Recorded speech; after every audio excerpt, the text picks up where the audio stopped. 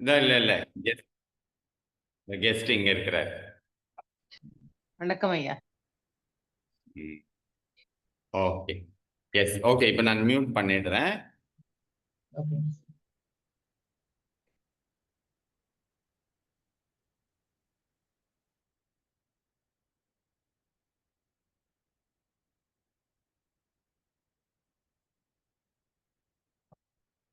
Okay, மீண்டும் ஒரு முறை அனைவருக்கும் காலை வணக்கம்.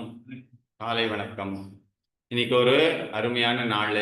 நம்ம யோகா சென்டருக்கு திரு பன்னீர்செல்வம் அவர்கள் கோயம்புத்தூர்ல இருந்து வந்திருக்கிறாரு. அதுக்கப்புறமா திரு சிவகுமார், இவர் சென்னையில இருந்து வந்திருக்கிறாரு.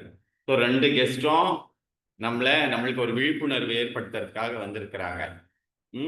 So we welcome you all. போதி நல வாழ்வு மையம் சார்பாக உங்கள் அனைவரையும் வருக வருக என்று வரவேற்கின்றோம்.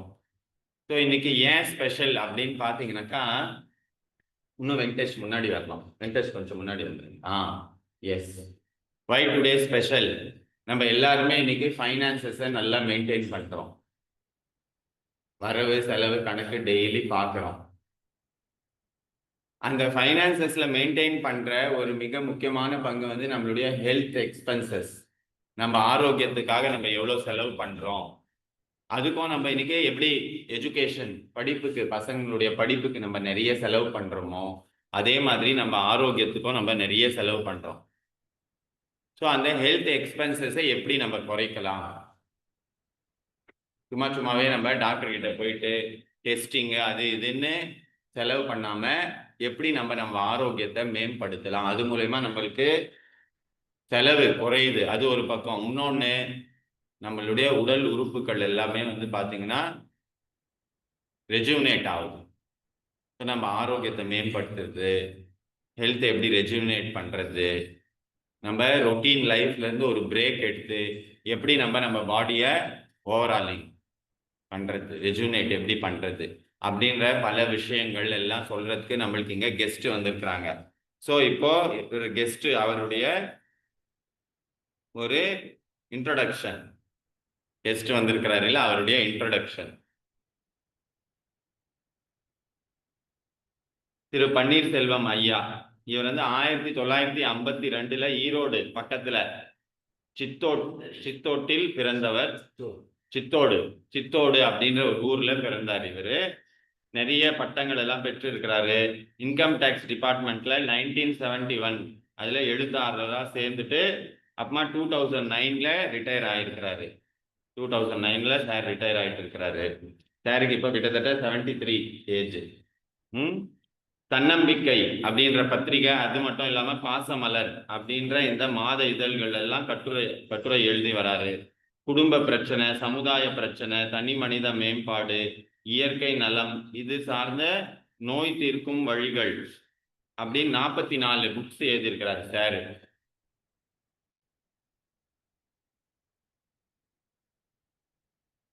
உலகத்துல பல நாடுகளுக்கெல்லாம் போயிட்டு அங்கெல்லாம் இந்த மாதிரி மோட்டிவேஷனல் ஸ்பீச்சு, அதுக்கப்புறமா வந்து பாத்தீங்கன்னாக்கா இந்த ஆரோக்கியம் சார்ந்த இது விஷயங்கள் எல்லாம் விழிப்புணர்வு ஏற்படுத்துறது, இதெல்லாம் பண்ணியிருக்கிறாரு. அதுக்கப்புறமா இப்போ நெக்ஸ்ட் மந்த் ஜூலைல கூட பார்த்தீங்கன்னா மலேசியாவில் சார்து கேம்ப் இருக்குது. மலேசியாவில் கேம்ப் இருக்குது. அதே மாதிரி நிறைய நாட்டிலெல்லாம் இது மாதிரி பண்ணியிருக்கிறாரு. அதுக்கப்புறமா ஈரோடு, திருப்பூர், சென்னிமலை, சென்னை அங்கெல்லாம் இயற்கை நல சங்கம் அப்படின்னு அந்த சங்கத்தை அமைச்சிருக்கிறாரு. இப்போ வந்து பார்த்தீங்கன்னா சாரு கோயம்புத்தூர் இயற்கை நல சங்கம், அந்த சங்கத்தினுடைய தலைவராக இருக்கிறாரு. இந்த மாதிரி சங்கம் வந்து நிறைய இடத்துல போய் திறந்து வச்சுட்டு அப்புறமா மக்களுக்கு விழிப்புணர்வு ஏற்படுத்தணும் அப்படின்ற ஒரு உயரிய நோக்கத்துல சார் வந்து நிறைய பயணம் பண்ணின்னு இருக்கிறாரு. இந்த வயசுலயும் நிறைய டூர் பண்ணின்னு இருக்கிறாரு. சாருக்கு வந்து ஒரு மகன், ஒரு மகள், 2 பேரன் 2 பேத்தி இருக்கிறாங்க. கோவையில தான் இருக்கிறாரு சாரு. இவருடைய பல பண்புகளை நம்ம சொல்லினே இருக்கலாம். ரொம்ப நல்ல மோட்டிவேஷனல் ஸ்பீச், அவருடைய புக்ஸ் எல்லாம் நான் கூட படிச்சிருக்கிறேன். ரொம்ப எளிமையா மக்களுக்கு புரிகிற வகையில பெரிய பெரிய பிரச்சனையை கூட எப்படி எளிமையா தீர்க்கலாம் அப்படின்னு டவுன் டு எர்த்தா அவருடைய ஸ்பீச் இருக்கும். ஸோ இன்னைக்கு இத்தகைய ஒரு மகான், நம்மளுடைய பெரிய மாமனிதர், இவர் நம்ம சென்டருக்கு வந்தது நம்மளுக்கு ஒரு பெரிய பாக்கியம். ஸோ இப்போ நான் மைக் அவருக்கு ஹேண்ட் ஓவர் பண்றேன். உங்களை எல்லாரையும் வழிகாட்டுறதுக்காக உங்க அனைவர் சார்பாகவும் போதி நல வாழ்வு சார்பாகவும் கேட்டுக்கொள்கின்றேன். நன்றி.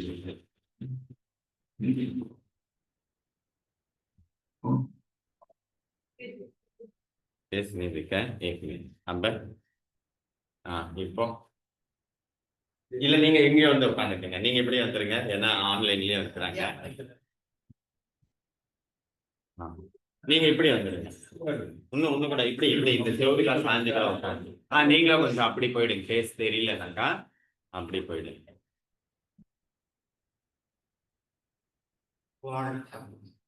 தாயும் பிறந்த பொன்னாட்டு மற்ற வானிலும்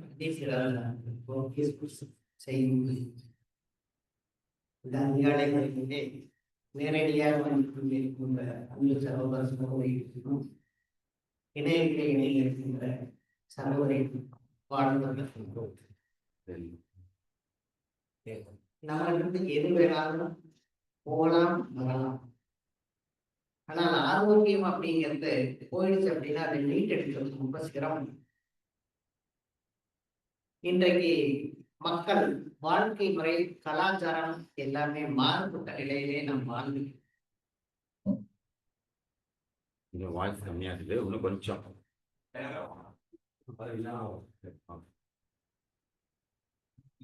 ஒரு வேளை என்பவன் யோகி, இருவேளை என்பவன் யோகி, 3 வேளை என்பவன் யோகி, அதற்கு மேல் என்பவன் யோகி அப்படின்னு முகவோடு சொல்லியிருக்கு. உணவை 3 வகையாக வச்சிருக்கேன்.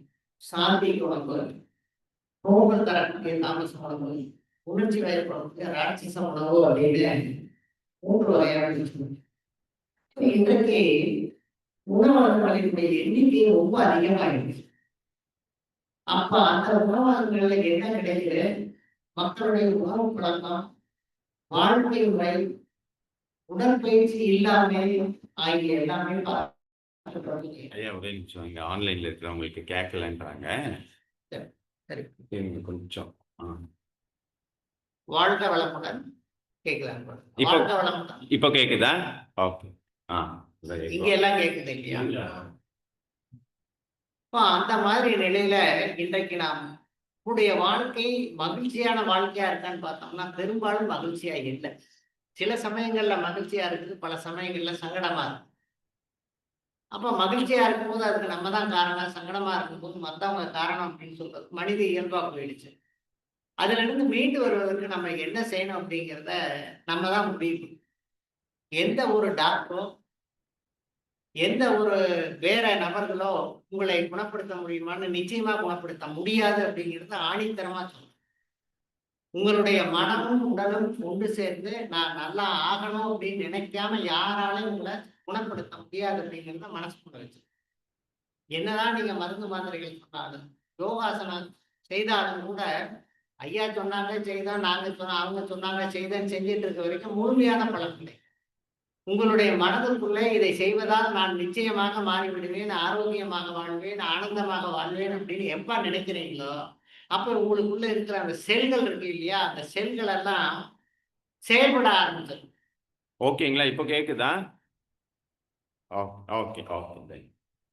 செல்கள் செயல்பட ஆரம்பிச்சிருச்சு அப்படின்னா உங்களுக்கு இந்த பிரபஞ்ச ஆற்றல் உங்களுக்கு என்ன தேவையோ அதை தேடி கொண்டுட்டு வந்து கொடுக்க ஆரம்பிக்கும். ஆக இந்த காலகட்டம் என்பது ரொம்ப ரொம்ப முக்கியமானது. யார் ஒருவர் தன்னுடைய உடல் நலனில் அக்கறை கொள்கிறாரோ அவருக்கு இந்த இயற்கை முழுமையாக எல்லாவற்றையும் தருவதற்கு தயாராக. இயற்கையினுடைய படைப்புலதான் நம்ம உயிர்களா வந்திருக்கிறோம். நாம மட்டும் இந்த உலகத்துல வாழ், நம்மோடு சேர்ந்து லட்சக்கணக்கான உயிரினங்கள் வாழ்ந்து கொண்டிருக்கின்றன. அந்த உயிரினங்களை நம்மளை சேர்த்து பாருங்க பார்ப்போம். வனங்கள்ல ஏராளமான விலங்குகள் வாழுது. நம்ம வீடுகள்ல கொசுக்கள் இருக்குது, மூட்டைப்பூச்சி இருக்குது, ஈக்கள் இருக்குது, நாய் இருக்குது, எல்லாமே இருக்குது. அப்போ இந்த உயிரினங்களுக்கு ஏதாவது மருத்துவமனைகள் இருக்குதா, இல்ல அவங்களுக்கு உணவகங்கள் இருக்குதா, ஏதாவது கண்ணாடி போட்டுக்குதா அப்படின்னு பாருங்க. நாம மட்டும் ஏன் இப்படி எல்லாம் பண்ணிட்டு இருக்கோம் அப்படின்னு பார்க்கும்போது நமக்கு இருக்கின்ற அந்த 6வது பகுத்தறிவு தான் காரணம். 6வது பகுத்தறிவு வச்சுக்கிட்டு நம்ம இயற்கை வளங்களை எல்லாம் வாழ்க்கை வசதிகளாக மாற்றிக்கிட்டு நம்மை நாமே சோம்பேறித்தனத்துக்கு அடிமையாகிடும். முதல்ல ஆட்டாங்கல்ல ஆட்டிட்டு இருந்தா துணியெல்லாம் துவைச்சான், வீடெல்லாம் குளிஞ்சு பெருக்கணும். இன்னைக்கு எல்லாத்துக்கும் மிஷினை போட்டுக்கிட்டான். ஒன்றும் குடியிற வேலையில, நிமிர வேலையில, ஆட ஓடம் அந்த இயக்கமே குறைஞ்சு போச்சு. இயக்கம் குறைஞ்சதுனால என்னாச்சு அப்படின்னா பல விதமான பாதிப்புகள் வந்துருச்சு. இந்த பாதிப்புகளிலிருந்து நம்ம மீண்டு வரணும்னா மறுபடியும் பழையபடி செய்யணுமானா அது அவங்க விருப்பம் தான். பழையபடி செய்யலாமா இல்லை வேற என்ன பண்ணலாம் அப்படிங்கிறது. அதுக்கு பதிலாக தான் நம்ம என்ன பண்றோம், வாக்கிங் ஒன்று கையில் எடுத்துக்கிட்டு ஏதோ பண்ணிட்டு இருக்கணும்.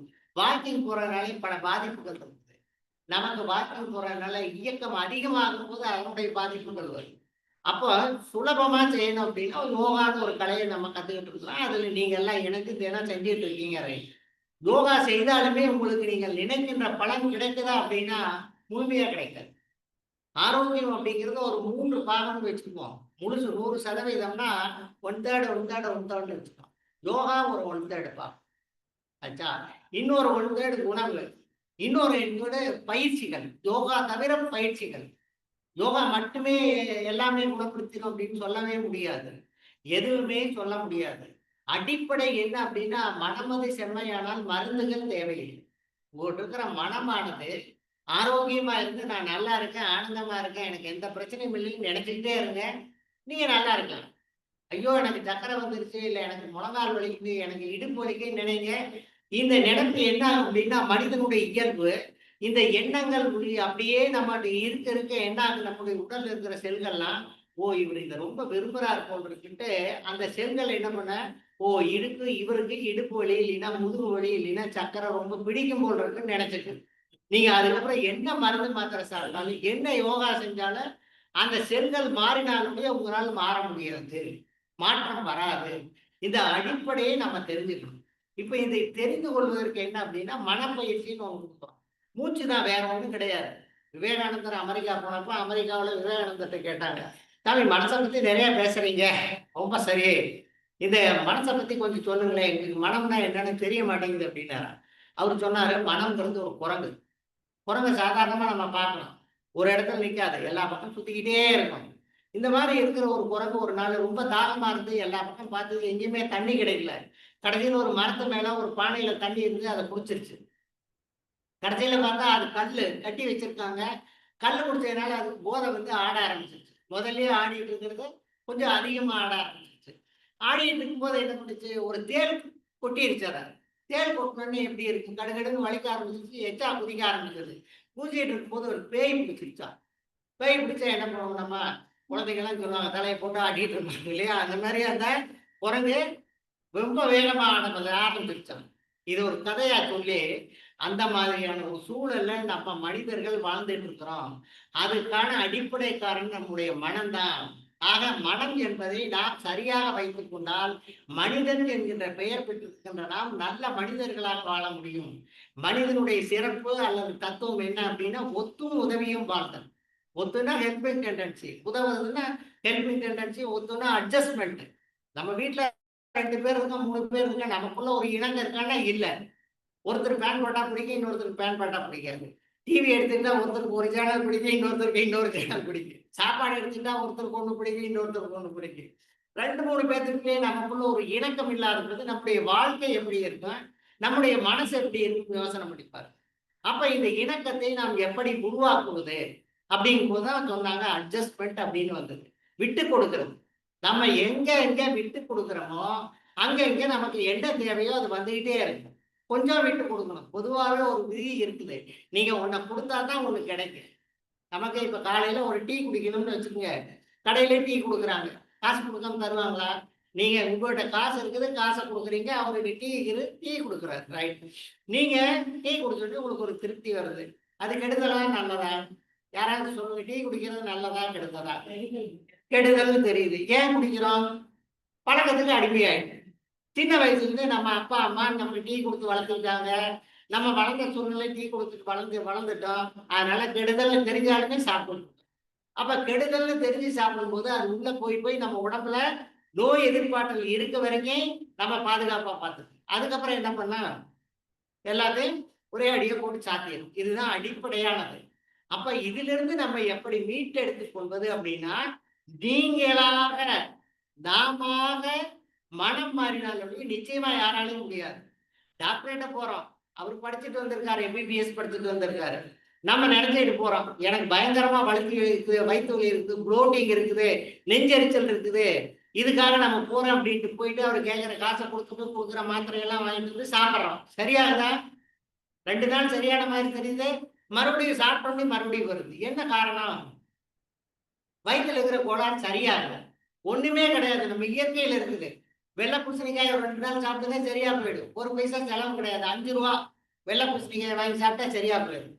இயற்கை நமக்கு தேவையான எல்லாவற்றையும் படைத்த பின்புதான் நம்மளையே படைத்திருக்கு. நமக்கு எந்தெந்த வியாதிகள் புதிதாக வந்தாலும் கூட அந்த வியாதிகளை குணப்படுத்தி கொள்ளக்கூடிய, நிர்மூலமாக்கக்கூடிய எல்லா மூலிகைகளையும் படைச்ச பின்னாலதான் மனித இனத்தையே படைச்சிருக்குது. ஆக நமக்கு ஒன்று அறியாமை, இன்னொன்று அலட்சியம். அறியாமை அப்படிங்கிறது தெரிஞ்சுக்கல, தெரிஞ்சாலும் நம்ம அதை மனசுல வச்சுக்கல. அலட்சியம் அப்படிங்கிறது நான் போப்பா பார்த்துக்கலாம், ஏதாச்சும் வந்தா டாக்டர்கிட்ட போனா போகுது, அப்படித்தான் போயிட்டு இருக்கிறோம். இந்த நிலையிலிருந்து நம்ம மாறணும் அப்படின்னா இப்போதைய வாழ்க்கை நமக்கு திருப்தியா இருக்குதான்னு நீங்க யோசனை பண்ணுங்க. சார் நான் நல்லா வாழ்ந்துட்டு இருக்கேன் அப்படின்னு சொல்றவங்க கை தூக்குங்க. சார் நல்லா வாழ்ந்துட்டு இருக்கிறேன், சந்தோஷமா இருக்கிறேன், எனக்கு எதுவுமே வேண்டாம் அப்படின்னு சொல்றவங்க யாராச்சும் கை தூக்குங்கன்னா யாருனாலும் தூக்க முடியாது. சந்தோஷமா இருக்கிறோம், சந்தோஷம் இல்லைன்னு சொல்ல முடியாது. ஆனாலும் கூட அந்த சந்தோஷத்தை நீடித்து நிம்மதியாக வைத்துக் கொள்வதற்கு என்ன பண்ணணும் அப்படிங்கிறது முக்கியம். எதுவுமே 80-20% சொல்லுவோம். உலகத்திலேயே 80% சந்தோஷம், 20% பரவாயில்ல விட்டுருச்சு. அப்பா இந்த நிலையில இன்றைக்கு இருக்கிற வாழ்க்கை முறையில நாம் மாறுவதற்கு என்ன செய்யணும் அப்படின்னு யோசனை பண்ணும்போது தான் இந்த இயற்கை நலச்சங்கம் அப்படின்னு வந்தது. இயற்கை அப்படிங்கிறது நமக்கெல்லாம் தெரியும், நேச்சர் இல்லையா? எது அப்படியே இருக்கிறதோ அதான் இயற்கை. ஒரு வாழைப்பழத்தை எடுக்கிறோம், அது இயற்கை இல்லைங்களா? ஒரு சோளத்தை எடுக்கிறோம், அது இயற்கை. ஒரு தேங்காய் எடுக்கிறோம், அது இயற்கை. அப்போ உணவை 3 வகையா பிரிக்கிறோம். ஒன்று அப்படியே விளைந்ததை அப்படியே எடுத்துக்கொள்வது, இன்னொன்று சமைத்தது, இன்னொன்று செயற்கை உணவு. இன்றைக்கு பார்த்தோம் அப்படின்னா நிறைய பத்திரிகை எல்லாம் பார்த்துருக்கலாம், பிளாஸ்டிக்ல அரிசி வந்துருச்சு அப்படின்னு போட்டிருந்தாங்க. அரிசியை பிளாஸ்டிக்ல செஞ்சு நம்ம அரிசி கூட கலந்து எல்லா பக்கம் கொடுக்குறாங்க.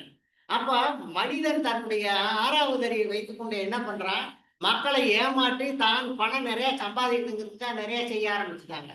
மிளகுல பப்பாளி விதையை கலக்கிறான், மஞ்சத்தூள்ல ஏதோ செங்கல்புடியை கலக்கிறான், கலப்படம் எல்லா பக்கம் வந்துருச்சு. அப்ப இது என்னன்னா உணவை 3ஆ பிரிச்சுக்கிறோம்.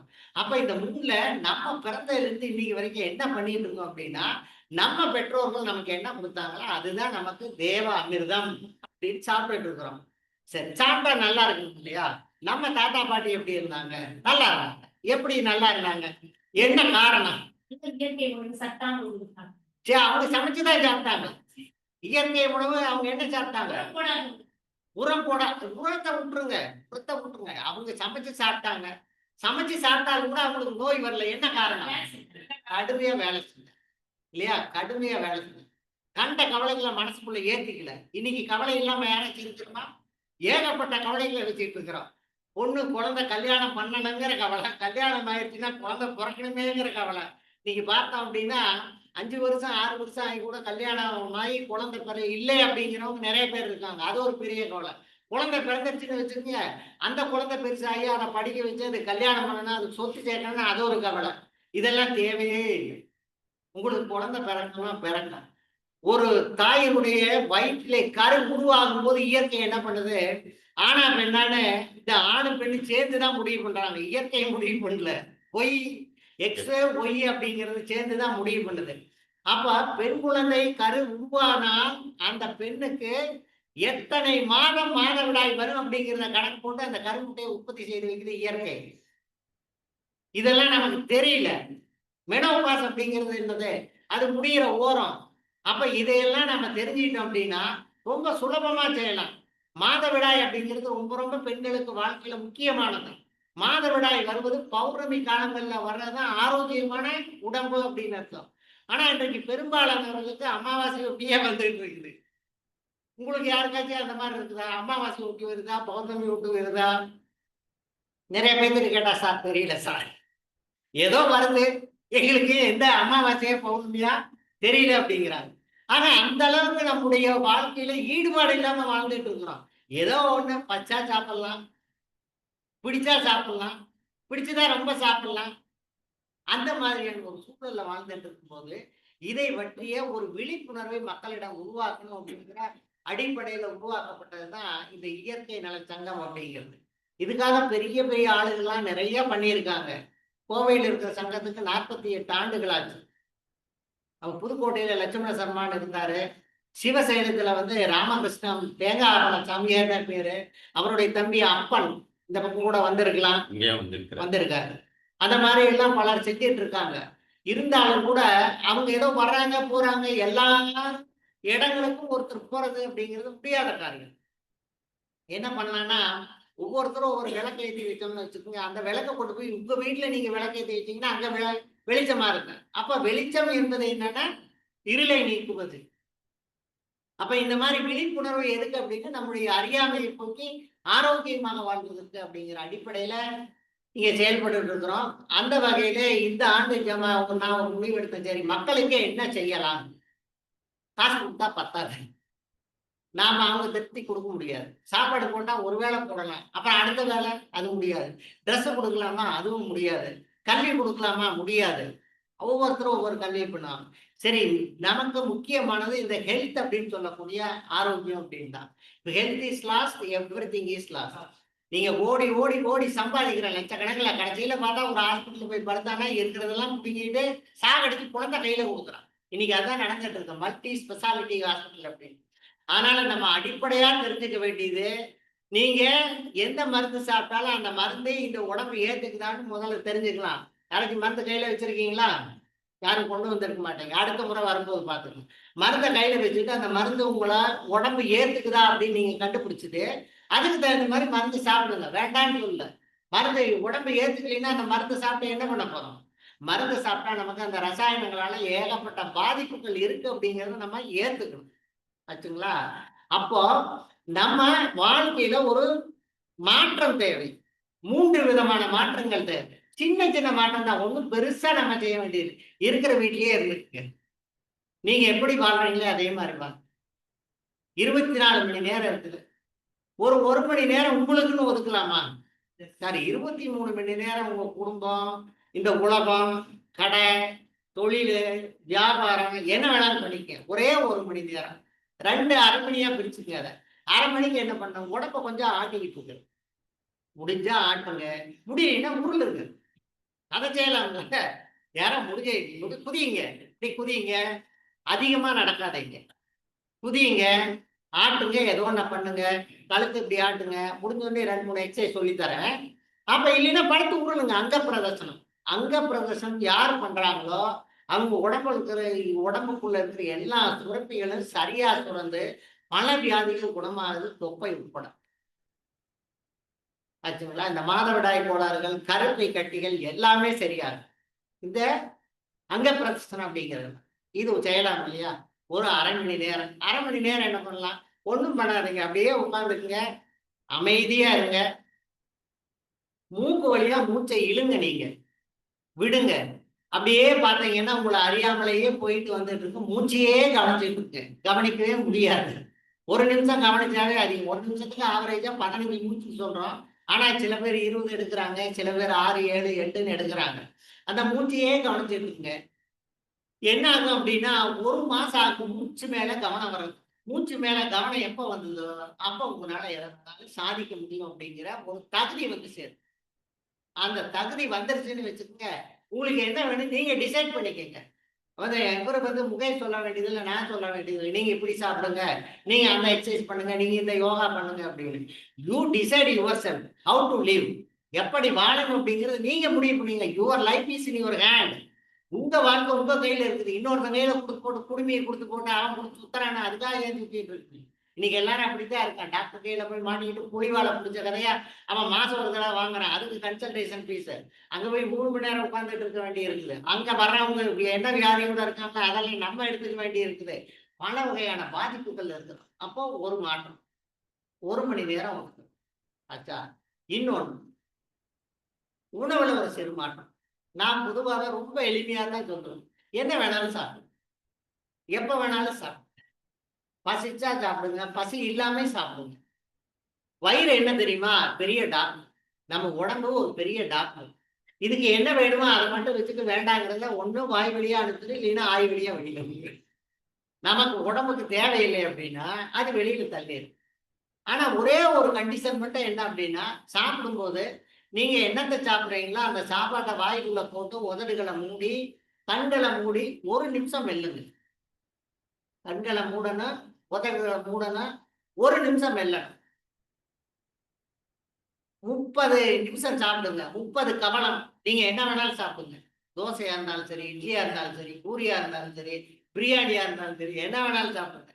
30 ஒரு வாய் கவலம் உள்ள போட்டோம்னு வச்சுக்க 1 நிமிஷம் கணக்கு வச்சுக்கோங்க. 30 நிமிஷம் அலாரம் செட் பண்ணிக்க, அலாரம் அடிச்ச உடனே நிறுத்திடுங்க. இல்ல அதுக்கு முன்னே உங்களுக்கு வயிறு ரொம்ப போய் நிறைய பேருக்கு சாப்பிட முடியாது. நீங்க ஒவ்வொரு வாயும் ஒரு நிமிஷம் மென்னு சாப்பிட்டு பாருங்க. நீங்க வீட்டுக்கு போறீங்க, நீங்க உட்காந்து டெஸ்ட் பண்ணி பாருங்க. வீட்டுல இட்லி சுடுறாங்கன்னு வச்சுக்க, ஒரு இட்லி எடுங்க, ஒரு 5 6 பிச்சு வச்சுக்கோங்க. ஒரு வாய் எடுத்து உள்ள போடுங்க, கண்களை முழுங்க உட்காருங்க. அப்படியே நீங்க சாப்பிட்டுக்கிட்டே 1 2 3 கவுண்ட் பண்ணிக்கிட்டே சாப்பிட்டுருங்க. 60 ஆனதையும் நிறுத்திட்டு அடுத்தது எடுத்து போடுங்க. அந்த 60 செகண்ட்ல என்ன ஆகும் அப்படின்னா, வாய்க்குள்ள இட்லி இந்த உமிழ்நீரோட கலந்து நீரா மாறிடும். அது உள்ள போச்சுன்னு வச்சிருங்க, இங்க மாறணும். இங்க இருக்கிற அப்படியே உள்ள போய் ஜீரணமே தேவையில்லை. அங்க இருக்கிற தண்டுவிகள் என்ன பண்ணி நேரா எடுத்துக்கிட்டு மண்ணீரலுக்கு போயிரு, நல்ல குவாலிட்டி பிளட் கிடைக்கும். சார் ரொம்ப டயர்டா இருக்கு சார். டயர்டு ஏன் வருது? குவாலிட்டி பிளட், தகுதியான தரமான ரத்தம் நமக்கு கிடைக்கல.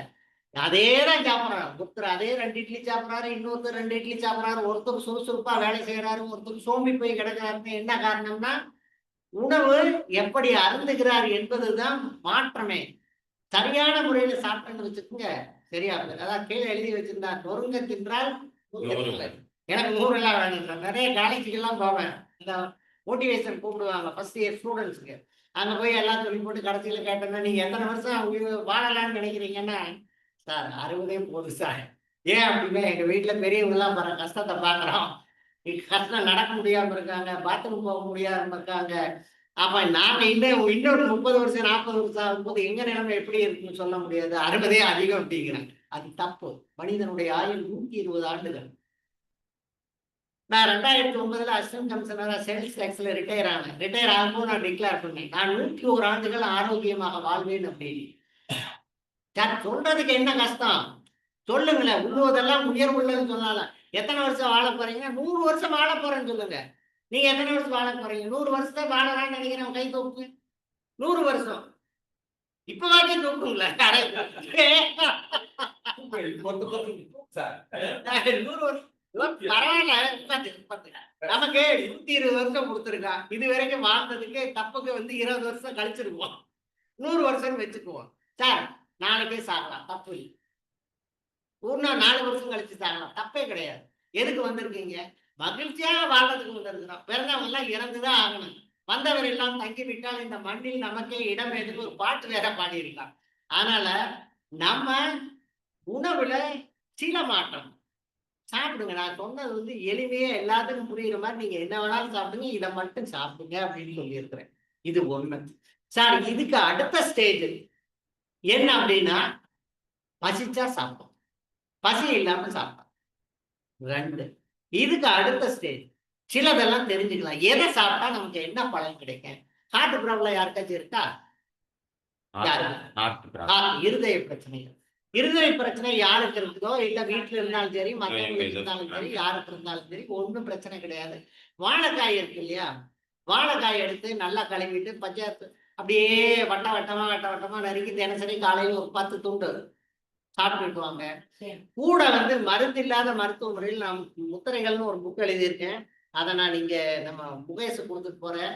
இது முத்திரைகள் புத்தகம். ஒரு 15 ஆண்டுகளுக்கு மேலாக உலகம் முழுக்க ஒரு 2 லட்சம் காப்பி போயிட்டு இருக்கு. இதுக்காக நிறைய உலகங்களுக்கு நிறைய கிளாஸ் நடத்திட்டு இருக்கு. இப்ப மலேசியாவுக்கு முத்ரா 3rd பேட்ச் போயிட்டு இருக்கு.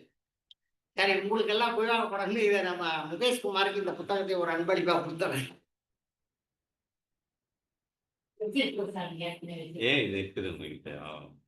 ஒரே ஒரு முத்திரை பாருங்க, இப்படி செஞ்சுக்கணும், அவ்வளவுதான். இப்படி இதுக்கு பேரு ஹார்ட் முத்திரை, அபானவாயு முத்திரை. அபானவாயு முத்திரை ஆச்சுங்களா? இப்ப இந்த மாதிரி ஒவ்வொன்றுக்கும் ஒவ்வொன்று இருக்குது. சார் எனக்கு பிபி இருக்கு சார். பிபி எல்லாம் வியாதியே கிடையாது. That is not disease. எனக்கும் பிபி வரும், எனக்கும் சக்கரை வரும், அப்பதான் இருக்கும். சார் பாம்பு வருது, திடீர்னு நான் உங்களை துரத்துனே பிபி ஆகுமா அதிகமாகுமா ஆகாதா? கட்டாயம் அதிகமா. அப்படியே நீங்க டாக்டருக்கு போனீங்க, நாம பார்த்து ஐயோ பிபியா பாபா இது மருந்தை குடி மாத்திரை குடின்னு சொன்னா நம்மளும் குடிச்சோம்னா என்ன ஆகும்? கண்டுக்காதீங்க. நீங்க பாருங்க உங்களுக்கு என்ன வருது. படபடப்பு இருந்துகிட்டே இருந்ததுன்னா ஒன்றும் பிரச்சனை இல்லை. பால்பிட்டேஷன் அப்படிங்கிறது என்ன? எதுக்காக பிபி வருது? ரத்தம் கெட்டியாகி போச்சு பிபி வருது. அவன் கொடுக்குறான்னு மாத்திரை சாப்பிட்டீங்கன்னா போச்சு, நீங்க போனீங்க. ஒன்றும் சாப்பிடாதீங்க. வெண்டைக்காய் இருக்குல்ல, 4 வெண்டைக்காய் எடுத்து சாப்பிட்டுங்க, சரியா போயிடும். கண்ணை மூடி உட்காந்து மூச்சையே கவனிச்சுட்டு இருந்தா ஒரு 3 நிமிஷத்துல சரியா போயிடும். அதுக்கு மேல நம்ம கால் இந்த பகுதி இருக்கு இல்லையா, கால்ல இந்த பெருவிரலுக்கு இதுக்கு கீழே கால், கால்ல இந்த இந்த பெரு இப்படி மேல கோடு இழுத்தீங்கன்னா இந்த இடத்துல ஒரு குழி இருக்கு. கால்ல இழுத்து பாருங்க, சும்மா காலை வச்சு இழுங்குதா பாரு, இப்படி வச்சு இழுத்தீங்கன்னா ஒரு குழி இருக்கும். குழி இருக்குதாம்மா? குழி இல்லாதவங்க சொல்லுங்க, குழி பண்ணிடலாம். இது இதை வச்சு இப்படி நல்லா பம்ப் பண்ணணும், அழுத்தி விடணும், அவ்வளவுதான். வேற ஒன்றும் இதை இந்த கட்டை விரல இப்படி பம்ப் பண்ணணும், பம்பிங், அழுத்தி விடணும். கட்டை விரலை வச்சு அழுத்தணும். பெருவிரல் அழுத்தினீங்கன்னா உங்களுக்கு அழுத்தம் கிடைக்காது. கட்டை விரல இப்படி அழுத்தி விடணும். ஒரு நிமிஷம் அழுத்துங்க போதும். அதே மாதிரி இந்த கால் இருக்கு இல்லையா, இப்படி கோடு இழுத்தீங்கன்னா குழி வரும். குழியில வச்சு ஒரு நிமிஷம் செய்யலாமா கூடாது? பிபி இம்மிடியேட்டா பிபி டவுன் ஆகும். எல்லாமே இருக்குது, இல்லாம எதுவுமே இல்லை. ஆச்சுங்களா? போய் 1-2 மட்டும் சொன்னேன், எல்லாத்துக்குமே இருக்குது. வயிற்றுல என்ன கோளாறு இருந்தாலும் பரவாயில்ல, வெள்ளை பூசணிக்காய் சாப்பிடுங்க, சரியா போயிடும். நல்லா இருக்கு, அருமையான பூசணிக்காய், வெள்ளை பூசணிக்காய். தோலை நிறைய சாப்பிட்டு போட்டு நறுக்கி சாப்பிடுங்க. முடியாதவங்க மிக்சியில போட்டு அப்படியே அடிச்சு கூழ் மாதிரி பண்ணி சாப்பிடுங்க. உங்க டேஸ்ட்டுக்கு வேணா நீங்க என்ன வேணாலும் போட்டுக்கோங்க. சக்கரை போட்டுக்குங்க, மிளகுத்தூள் போட்டுக்குங்க, ஜீரகத்தூள் போட்டுக்குங்க, தேன் ஊற்றிக்கங்க, என்ன வேணாலும் பண்ணிக்கோங்க. காலை உணவு அறையா எடுத்துக்கங்க, சரியா போயிடும். ஆச்சா? அப்போ இந்த மாதிரி ஒவ்வொன்றுக்கு நிறைய இருக்குது அப்படிங்கிறத யார் சொல்லித்தரேன்? அதுக்குன்னு ஒரு அமைப்பு வச்சுக்கிட்டோம்னு வச்சுக்கோங்க. அந்த அமைப்பு மூலமா இதுல பயன்பெற்றவங்க, இதுல பாண்டித்தியம் பெற்றவர்களை நம்ம அழைச்சிட்டு 1 மாசத்துக்கு ஒரு முறையோ 2 மாசத்துக்கு ஒரு முறையோ ஒருத்தரை கூட்டிட்டு நம்ம ஒரு கூட்டம் போட்டு இலவசமா சொல்லி கொடுக்கலாம். ஆச்சா? அப்ப இலவசம் அப்படின்னா யார் சொல்றது? இந்த செலவுகள்லாம் யார் ஏற்றுக்கிறது? அப்படிங்கும் போது என்ன வந்தது, ஒரு அமைப்பு ஒண்ணு ஆரம்பிப்போம். அப்ப குடியாத்தத்தில் ஆரம்பிக்கிறோம் அப்படின்னா குடியாத்தம் இயற்கை நலச்சங்கம் அப்படின்னு ஒண்ணு ஆரம்பிக்கலாம் அப்படின்னு வச்சுக்கோங்க. அதை யார் நடத்தும் அப்படின்னு ஒரு வினா வரும் இல்லையா? நடத்துறதுக்கு ஒரு 10-15 பேர் கொண்ட ஒரு நிர்வாக குழுவை போடணும். ஒரு தலைவர், ஒரு உதவி தலைவர், செயலாளர், அவருக்கு ஒரு உதவி செயலாளர், பொருளாளர், செயற்குழு உறுப்பினர்கள் ஒரு 7-8 பேர், ஒரு 10-15 பேருக்குள்ள போட்டுட்டோம் அப்படின்னா இவங்க என்ன பண்ணுவாங்க? இவங்களே எல்லாம் வேலை செஞ்சுட்டு இருக்கிறவங்க தான், யாருமே சும்மா இருக்கிறவங்க யாரும் கிடையாது. அப்ப இவங்க இந்த சமுதாயத்தின் மேல் உள்ள அக்கறையினால இந்த மக்களுக்கு ஏதாச்சும் செய்யணும் அப்படிங்கிறதுக்காக ஒரு மாசத்துக்கு ஒரு நாள் 2 நாள் தியாகம் பண்றாங்க. They are going to sacrifice their life. இப்ப நான் இருக்கேன் அப்படின்னா நான் உலகம் முழுக்க சுத்திக்கிட்டே இருக்கிறேன். நான் முடிவு பண்ணிட்டேன், என்னுடைய எஞ்சிய கால வாழ்க்கை முழுக்க சமுதாயத்துக்கு தான் அப்படின்ட்டு. நிறைய ஊர்களுக்கு போயிட்டே இருக்கிறேன். என்ன மாதிரி எல்லாரும் இருக்க முடியாது. அப்ப இந்த ஊரை பொறுத்த வரைக்கும் அந்த மாதிரி செய்யலாம். சார் செலவை யாரு சார் பார்த்துக்கிறது? 15 பேர் ஆர்வம் இருக்கிறவங்க வரணும். முதல்ல எல்லாமே முகேஷ்குமார் பார்த்துக்குவாரு அப்படின்னு விட்டீங்கன்னா முகேஷ்குமார் எவ்வளவு பார்க்க முடியும்? சார் என்னால ஒரு 20 கிலோ தூக்க முடியும், 200 கிலோ தூக்க சொன்னா நான் என்ன பண்ணுவேன்? கீழே விழுந்து நான் வீணா போயிடுவேன் இல்லையா? அப்போ பகத்துண்டு பள்ளியூர் ஓம்புதல் நூலோர் தொகுத்தவற்றுக்கு எல்லாம் தலை அப்படின்னு சொல்லியிருக்காங்க. பகிர்ந்தாங்க, நிர்வாக பொறுப்புகளை பகிர்ந்துக்கணும். அப்ப இன்னைக்கு இவர் கலந்து பேசி அந்த நிர்வாகத்துல யார் யாரு என்னென்ன பொறுப்பெடுத்துக்கலாம் அப்படிங்கிறத முடிவு பண்ணி கொண்டு பண்ணலாம். 2வது செலவினங்களுக்கு என்ன பண்ணலாம்? நமக்கு ஏதாச்சும் கவர்மெண்ட் எய்டு கொடுக்க போகுதா? இல்ல நான் உங்களுக்கு 1 மாசம் தரலாம், என்னால் I can give you 1 month expenses. 5000 ஆனாலும் 10,000 ஆனாலும் என்னால கொடுக்க முடியும். ஆச்சா? பட் தொடர்ந்து செய்யறதுக்கு என்ன பண்ணலாம்? அப்ப நம்ம தான் பண்ணிக்கணும். என்ன பண்ணலாம்? நம்ம உறுப்பினர்கள் ஒரு 50 பேர் 100 பேர் இருக்கிறோம்னு வச்சுக்கோங்க. நம்ம வருடத்துக்கு ஒரு சந்தா உங்களால முடிஞ்சது, இந்த ஊருக்கு நமக்கு என்ன செலவு வருது, அதுல உறுப்பினர் சந்தா எவ்வளவு வச்சுக்கலாம் அப்படின்னு நீங்க முடிவு பண்ணணும். ஆச்சுங்களா? 2 சரி, நிர்வாகம் இருக்குது, உறுப்பினர்கள் இருக்காங்க, சந்தா ஆயிடுச்சு, கூட்டம் எங்க நடத்துறது? அது ஒன்று இருக்கு இல்லையா? அப்ப கூட்டம் எங்க நடத்துறது, எப்ப நடத்துறது, எந்த அன்னைக்கு நடத்துறது, எந்த நேரம் நடத்துறது, இது எல்லாமே முடிவு பண்ணணும். இது எல்லாமே நம்முடைய வசதிக்கு தகுந்த மாதிரி முடியும். இதுல பெரும்பான்மைக்கு எல்லாரும் கட்டுப்படணும். சார் ஞாயிற்றுக்கிழமை குழந்தைகள்லாம் இருப்பாங்க. அவங்களுக்கு நான் வந்து வீட்லயே நான் வெஜிடேரியன் செஞ்சு கொடுக்கணும். காலையில முடியாதுன்னு சில பேர். சார் ஞாயிற்றுக்கிழமை சாயந்தரம் எல்லாரும் சினிமாவுக்கு போகணும். எல்லாம் பண்ண முடியாது அப்படின்னு சில பேர். அப்ப எல்லாத்துக்கும் எல்லா வேலையும் இருந்துட்டு தான் இருக்கு. ஒரு மாசத்துக்கு 4 ஞாயிற்றுக்கிழமை இல்லைன்னா 5 ஞாயிற்றுக்கிழமை வருது. ஒரு ஞாயிற்றுக்கிழமை நம்ம தியானம் பண்றதுல தப்பு இல்லை. தியானம் பண்ணலாமா கூடாது. சும்மா வீணா எவ்வளவு நேரம் வீணாக்கி சாதாரணமா நினைச்சு பார்த்தோம் அப்படின்னா நான் டைம் மேனேஜ்மெண்ட்ல சொல்லுவோம். நேர நிர்வாகத்துல 1/2 மணி நேரம் சார்ட் ஒன்று போடணும்னு சொல்லுவோம். இன்னைக்கு காலையில 6 மணிக்கு ஆரம்பிச்சு 6, 6, 6, 7 போட்டு அடுத்த நாள் காலையில 6 மணி வரைக்கும் பார்த்தீங்கன்னா 24 மணி நேரத்துக்கு 48 கோடு வரும். 48 கோடை நீங்க உட்கார்ந்து செய்யுங்க. இன்னைக்கு சொல்லிட்டேன்ல. நீங்க இப்ப இன்னைக்கு போயிட்டு 7:30 மணியில ஆரம்பிங்க. அடுத்த நாள் காலையில 7:30 மணி வரைக்கும் முடிச்சு பாருங்க. எவ்வளவு 1/2 மணி நேரம் நமக்கு வேஸ்ட் ஆகுது அப்படி. அப்ப வேஸ்ட் ஆகுற நேரம் ஏராளமா இருக்குது. இந்த வேஸ்ட் ஆகுற நேரத்தை நம்ம என்ன பண்ணலாம் அப்படின்னு யோசிங்க.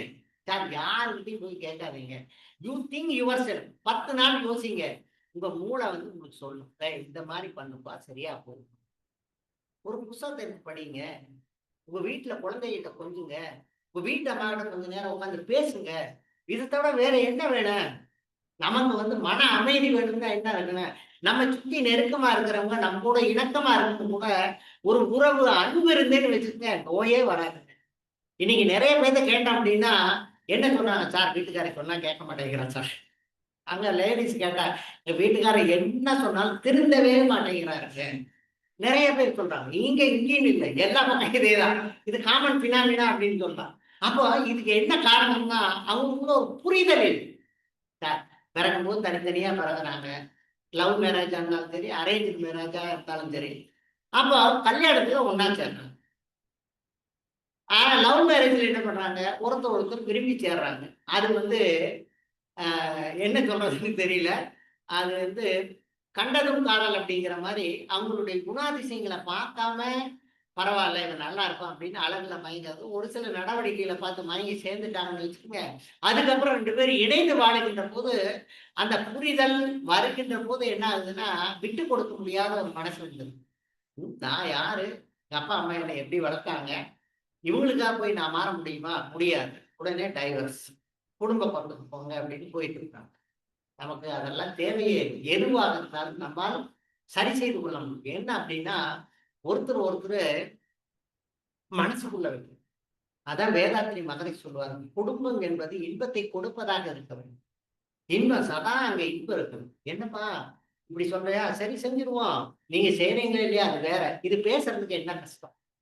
சார் அவங்க சொல்றாங்க அடுத்த வாரம் நம்ம வந்து இது ஏற்காடு போகணும்னு சொல்றாங்கன்னு வச்சுக்கோங்க. இல்லைன்னா பக்கத்துல ஏலகிரி போகணும்னு சொல்றாங்கன்னு வச்சுக்கோங்க. சொன்னாங்கன்னா சரிப்பா போயிடுவோம். இல்லப்பா அடுத்த வாரம் எனக்கு ஆபீஸ்ல வேலை இருக்குது.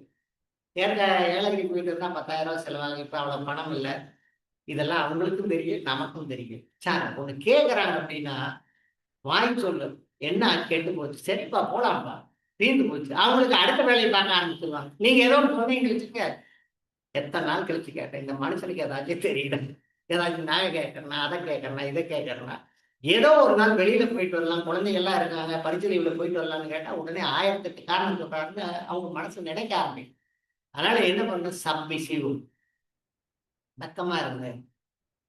கணவனா இருந்தாலும் சரி, மனைவியா இருந்தாலும் சரி, ஒருத்தர் சொன்னாங்கன்னு வச்சுக்கோங்க. சார் முடியுதோ இல்லையோ எஸ்ன்னு சொல்லுங்க. அதான் நாங்க சொல்லுவோம். முடிஞ்சா சரிம்மா, நம்ம ஏதாவது தப்பு பண்ணிட்டு நீங்க தப்பு பண்றீங்கன்னா சாரிம்மா. சரி சாரி, இந்த 2 மட்டும் வாழ்க்கையில் நீங்க கடைப்பிடிச்சுக்கிட்டே வாங்க. வீட்டுல பிரச்சனையே இருக்காது. அப்போ நமக்கு ஏதாவது ஒரு உறுப்பினர் சண்டா வச்சுக்கலாம். ரைட்.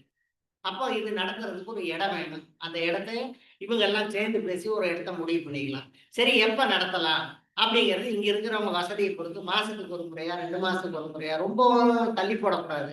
மாசம் ஒரு நாள் கலந்து பேசணும்னா நல்லா இருக்கும். ஆச்சா, இது ஒண்ணு ஆயிட்டு. சரி யார் பேசுறது? முகேஷே பேசிக்கிட்டு இருந்தா என்னையா முகேஷ் பேசிக்கிட்டே இருக்காரு, நானே பேசிக்கிட்டு இருந்தேன்னு வச்சுக்க. அப்ப வெளியில இருந்து கொஞ்சம் அன்பு சாடிகளை கூட்டிட்டு வரும். அப்ப அவங்க வர்றதுக்கு தயாரு. அட்லீஸ்ட் அவங்களுக்கு ஏதோ போக்குவரத்து செலவாக்கி கொடுக்கணும்னா அது கொடுக்கும். இப்ப இந்த மாதிரி பிரச்சனைகள்லாம் இருக்கும்போது நம்ம இதை என்ன பண்ணணும்? தனியா இயங்கிட்டு இருக்க வரைக்கும் சொல்லுவாங்க, ஒருத்தருக்கு பல்லு குத்தி பல பேருக்கு பல்லு குத்தி ஒருத்தருக்கு தலைச்சுமை அப்படிங்கிற மாதிரி.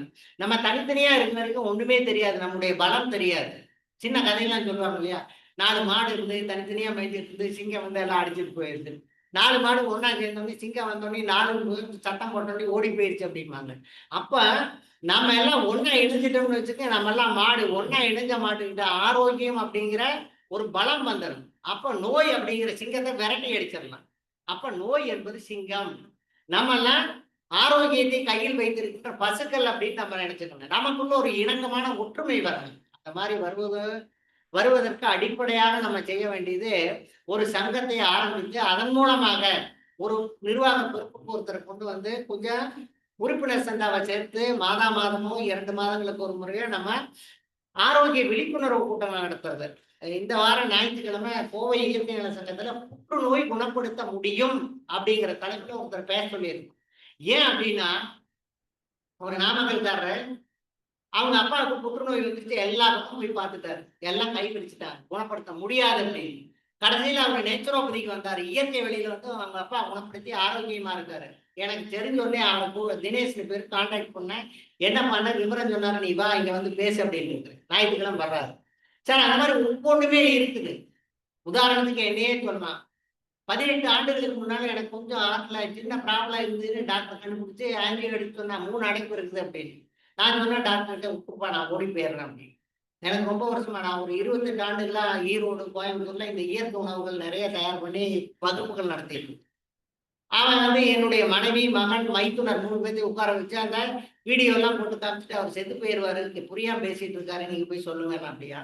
வீட்டுக்காரி வந்து அழுது அப்படின்னா ஐசியூல இருக்கும்போது டாக்டர் இந்த மாதிரி சொல்றாரு. அப்புறம் யோசனை பண்ணேன், சரி வாழ்க்கைங்கிறதே குடும்பம் மனைவி குழந்தைகள் தானே, சரி போப்பா பண்ணிக்கலாம் அப்படின்ட்டு 2 நாள் டைம் வந்து ஆப்ரேஷனுக்கு 2 நாள் இந்த டாக்டர் மேல கை அப்படி வச்சுக்கிட்டு இருதயத்துக்கு ரத்தம் எடுத்து செல்கின்ற குழாய்களில் உள்ள அடைப்புகள் அனைத்தும் நீங்கி விட்டது அப்படின்னு இதையே சொல்லியிருக்கு.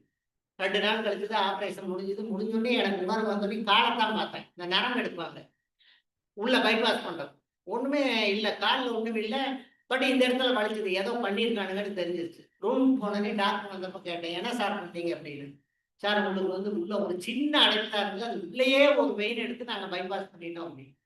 அப்ப நான் டாக்டர் கேட்டேன், சார் இதுல 3 நீங்க இதுல 1ங்கிறீங்க அப்படின்னா 1 தான் இருந்ததுங்க அப்படின்ட்டு போயிட்டாரு.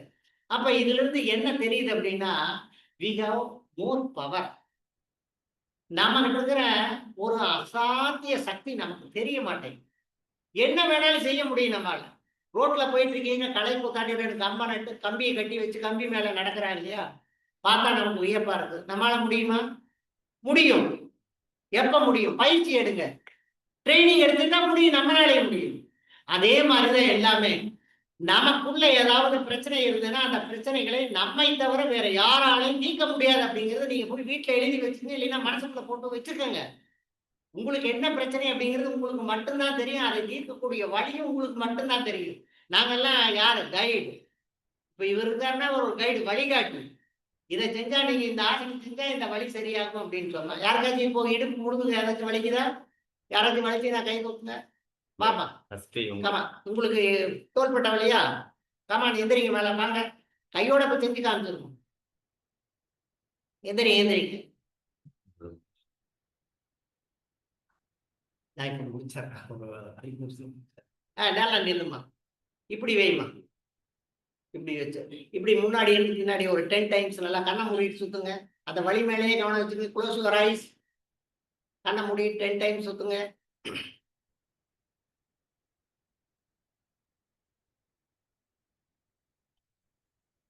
பார்த்து முடிஞ்சோடனே ஆப்போசிட் சைடு ஒரு 10 டைம்ஸ் சுத்துங்க.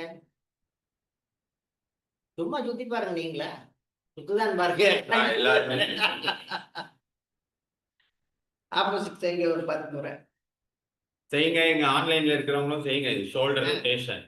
என்ன அப்படியே ஏதோ சமையல் பார்த்துக்கிட்டே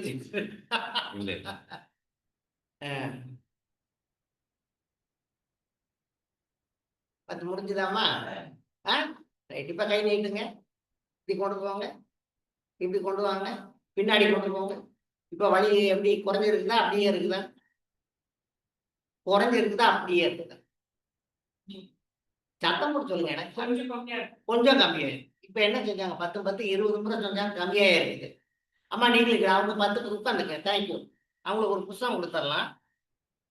என்ன புத்தகம் கொடுத்து வர்றேன்? இந்தாங்க. இந்த புத்தகத்தை கொடுத்துருவோம், அவங்களுக்கு கொடுத்துருமா அந்த வாங்கிக்கோங்க அவங்க. ஐயா இப்ப என்ன அப்படின்னா ஒரு 10-20 முறை செய்யறதுக்கு நமக்கு வந்து அரை நிமிஷம் ஆச்சு. அரை நிமிஷத்துல குறைஞ்சிருக்கு அப்படின்னா ஏன் உங்களால குறைக்க முடியுமா முடியாதா? மருந்து மாத்திரை வேணுமா? ஒண்ணுமே தேவையில்லை. இது மாதிரி நிறைய இருக்குது. இடுப்பு வலி யாருக்காச்சும் இருக்குதா? இப்ப குறைச்சிடலாம். இடுப்பு வலி யாருக்குமே இல்லையா? ரைட், பரவாயில்ல. இடுப்பு வலிக்குதாமா? இருக்குது, இதோ இருக்குது. நீ அங்கேயே குப்புறப்படுமா? குப்புறப்படுத்துங்க. யாருக்கெல்லாம் இடுப்பு வலிக்குதோ எல்லாம் குப்புறப்படுங்க. கை ரெண்டு பக்கத்துல சைட்ல வச்சுக்க, பக்கவாட்டுல வச்சுக்க, தாவா கொண்டு கீழே முடிங்க. வலது கால் எடுத்து 10 முறை பட்டக்ஸ் மேல வேகமா அடிங்க. வலது கால் 1 நல்லா அடிங்க. அடிச்சு கீழே கொண்டு போங்க. டவுன் 1 கீழே கொண்டு போயிருங்க. அடுத்து வந்து கீழே கொண்டு போங்க. 2 3 4 5 6 7 8 9 10. இப்ப இடது கால் எடுத்துருங்க. Left 10 times. அம்மா நீங்களும் ஆன்லைன்ல இருக்கவங்களே கேட்டுக்குங்க. உப்பரப்படுத்திக்கிட்டு வலது காலம் ஒரு 10 முறை அடிக்கணும், இடது காலம் ஒரு 10 முறை அடிக்கணும். 10 முறை அடிக்கணும். 2 காலம் சேர்த்து 10 முறை அடிங்க. 2 காலம் சேர்த்து 10 முறை.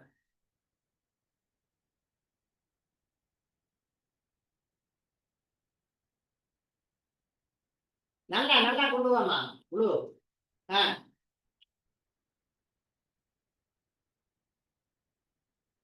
10 முறை அடிச்சாச்சா? ஒரு அரை நிமிஷம் அப்படியே படுத்துருங்க. ஒரு அரை நிமிஷம் திரும்பி படுங்க. மெதுவா அப்படியே எந்திரிங்க.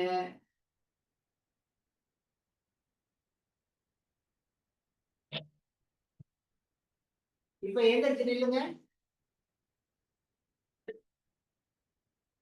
அப்படின்னு இடுப்பு கொஞ்சம் ஆட்டுங்க, டான்ஸ் ஆடுற மாதிரி. இப்படி இந்த பக்கம் ஒரு 5 முறை, அந்த பக்கம் ஒரு 5 முறை.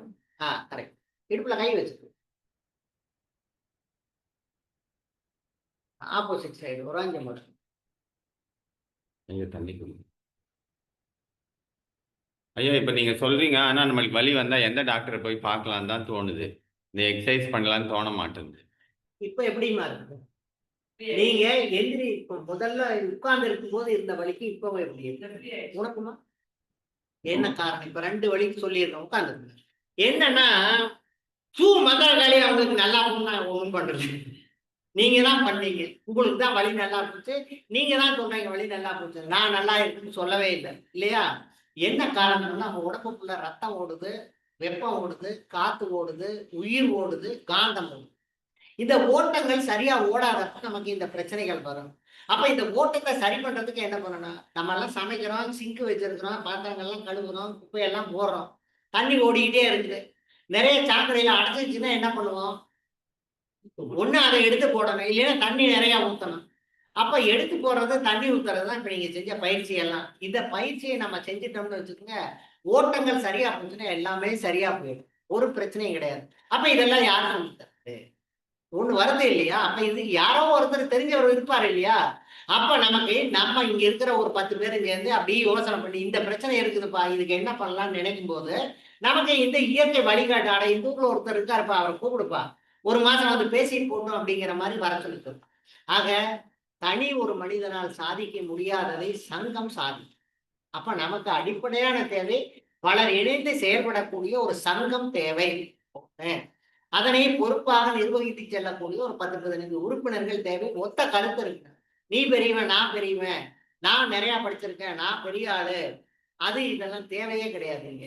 இறைவன் சன்னிதானத்துல எல்லாரும் சமம் அப்படிங்கிற மாதிரி இயற்கைக்கு முன்னால எல்லாரும் சமந்தான்.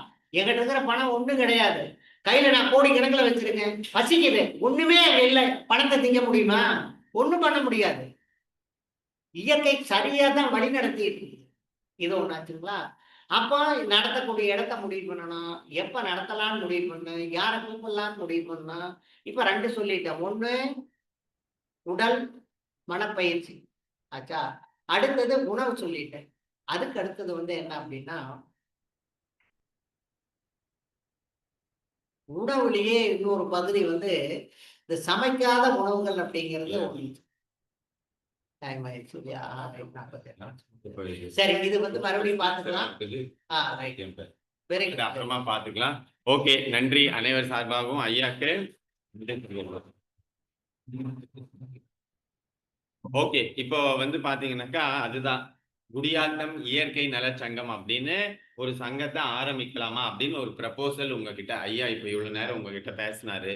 ஸோ இந்த குடியாத்தம் இயற்கை நல சங்கம் ஆரம்பிக்கலாமா? ஒரு நல்ல விஷயம், இதை செய்யலாமா சொல்லுங்க. இல்ல யோசனை பண்ணலாமா? யோசனை பண்ணி சொல்றீங்களா இல்ல செய்யலாமா? நன்றி. சொல்லுங்க. யோசனை பண்ணி செய்யலாம். சரி, யோசனை பண்ணி செய்யலாம். இந்த சங்கம் ஆரம்பிக்கலாமா வானாவா அப்படின்னு சொல்லிட்டீங்க. சரி, அதுக்கப்புறமா வந்து நம்மளுக்கு ஒரு 11 பேர் தேவைப்படுது. பை சான்ஸ் நம்ம யோசனை பண்ணிட்டு சரி ஆரம்பிக்கலாம் அப்படின்னு முடிவு எடுக்கிறோம் அப்படின்னாக்கா ஒரு 11 பேர் தேவைப்படுவாங்க. ஃபர்ஸ்ட் வந்து பாத்தீங்கன்னா ஒரு தலைவர், ஒரு துணை தலைவர், செயலாளர், உதவி செயலாளர், பொருளாளர். இவங்க வந்து கமிட்டி மெம்பர்ஸ்ங்களா ஐயா? நிர்வாகிகள். நிர்வாகிகள் செயற்குழு நிர்வாகிகள் 5 பேரு. அதுக்கப்புறமா எக்ஸிகியூட்டிவ் கமிட்டி. எக்ஸிகியூட்டிவ் கமிட்டி ஒரு 6 பேர் தேவைப்படுவாங்க. செயற்குழு உறுப்பினர் ஒரு 6 பேர். மொத்தம் 11 பேர் தேவைப்படுவாங்க. இதுக்கு ஒண்ணு ஃபர்ஸ்ட்.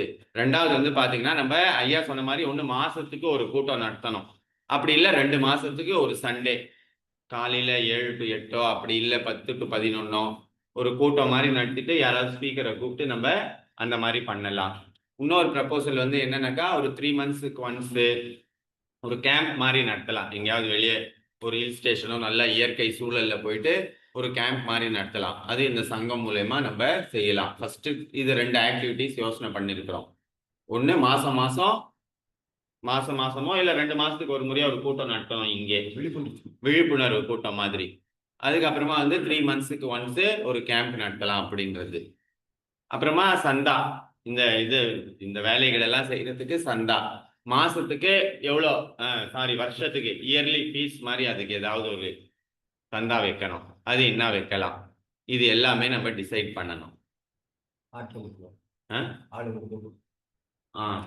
அப்புறமா நீங்க வந்து ஒன்றும் இது மற்றவங்களுக்கு எடுத்துன்னு போய் சொல்லணும். இது எல்லாமே உள்வாங்கிக்கங்க. இன்னைக்கு நம்ம முடிவு எடுக்க முடியாது ஐயா சொன்ன மாதிரி. ஆமாங்க. மறுபடியும் நீங்க அடிக்கடி சந்திக்கிறீங்க இல்லையா, இதுக்குன்னு தனியா ஒரு ஸ்பெஷல் மீட்டிங் போட்டு இன்னைக்கு காலையில கொஞ்சம் பேர் வராங்க, மாலையில கொஞ்சம் பேர் வராங்க, எல்லாத்தையும் ஒரு நாள் வரவழைச்சு நீங்க யோசனை பண்ணுங்க. நான் இதுல எந்த வகையில போய் என்னுடைய உழைப்பை தர முடியும், எந்த பொறுப்பை என்னால எடுத்து செய்ய முடியும், என்னுடைய குடும்ப பொறுப்புகள், தொழில் இதை பாதிக்காத வகையில எந்த வகையில வரும்னு யோசனை பண்ணிட்டு அப்புறமா இருக்கும். நம்ம இன்னைக்கே ஒண்ணும் பண்ண போறது. ஏன்னா விதையை நம்ம விதைக்கிறோம் அப்படின்னா முதல்ல மண்ணை சரி பண்ணணும் இல்லையா? அப்ப மண்ணை சரி பண்ணுவோம்.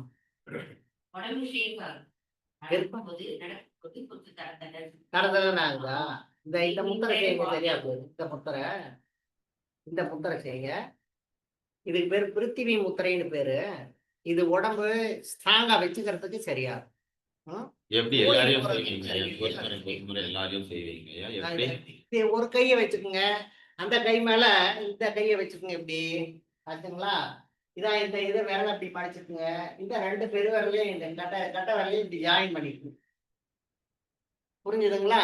இது இந்த மாதிரி செஞ்சுங்க. காலையில ஒரு 5 நிமிஷம், சாயந்தரம் ஒரு 5 நிமிஷம் நடக்கும்போது செஞ்சுட்டு போகலாம். செஞ்சோம்னா அந்த நமக்கு அதாவது உடம்பு தடை இருக்குது அப்படின்னு கேட்டாங்க. அதுக்கு இந்த முத்திரை செய்ய சொன்னாரு. திருப்தி முத்திரைன்னு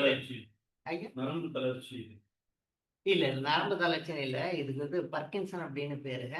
தலை சுத்துறது, வயசானவர் தானே உங்களுக்கு, அந்த மாதிரி வர்றது எல்லாமே நரம்பு சம்பந்தப்பட்ட கோளாறு. ஆச்சா, இது ஒண்ணு செய்யுங்க. கூடுதலா கொத்தவரங்காய் கிடைக்குது இல்லையா?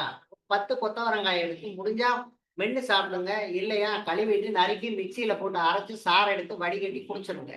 ஒரு 12 days குடிச்சிட்டு வாங்க. 12 நாள்லயே உங்களுக்கு வித்தியாசம் தெரியும். கொத்தவரங்காய் சாறு, திருப்தி முத்திரை. அடுத்தது வேற நிறைய இருக்குது. நீங்க இவர் வேணா ஒரு குரூப் ஆரம்பிக்கணும். உங்களுக்கு எந்த பிரச்சனைனாலும் போடுங்க. எனக்கு நிறைய இருக்கு. உலகம் முழுக்க நான் சொல்லிட்டே இருக்கேன். ஃப்ரீ ஆஃப் காஸ்ட் சொல்லிட்டே இருக்கிறேன். எந்த பிரச்சனையா இருந்தாலும் சரி.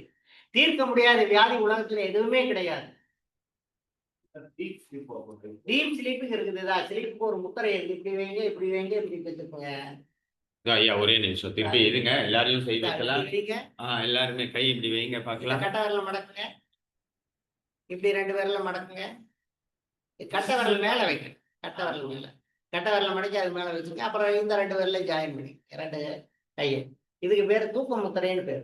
ஆமா, கரெக்ட். பிருந்தா கரெக்டா செய்றீங்க. 1 ரெண்டாவது நமக்கு நிறைய வெயிட் வச்சிருந்தோம்னு லோடு வச்சிருந்தோம்னு வச்சுக்கோங்க, அதை அன்லோட் பண்ணணும்.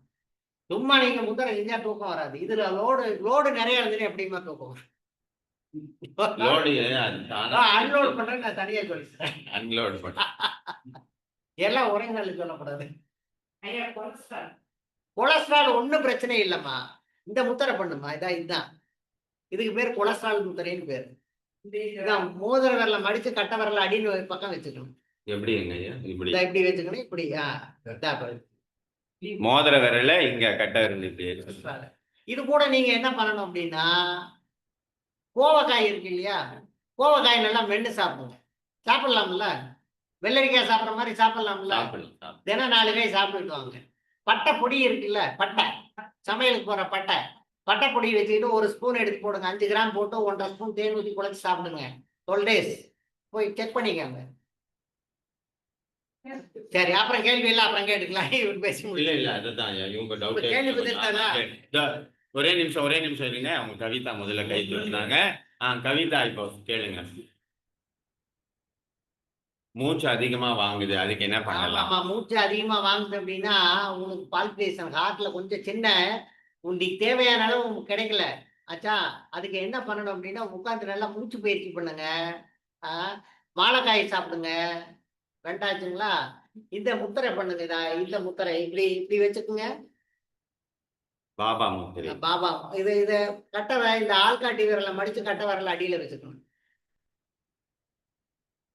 அப்பான வாயு இது முத்திரை. ஒரு முத்திரை, புரிஞ்சுதுங்களா? ரெண்டாவது முத்திரை, கை எப்படி போத்துக்குங்க. இந்த லெஃப்ட் தம்பை மட்டும் ரைஸ் பண்ணிக்கணும். லெஃப்ட் தம்பை ரைஸ் பண்ணிக்கணும்.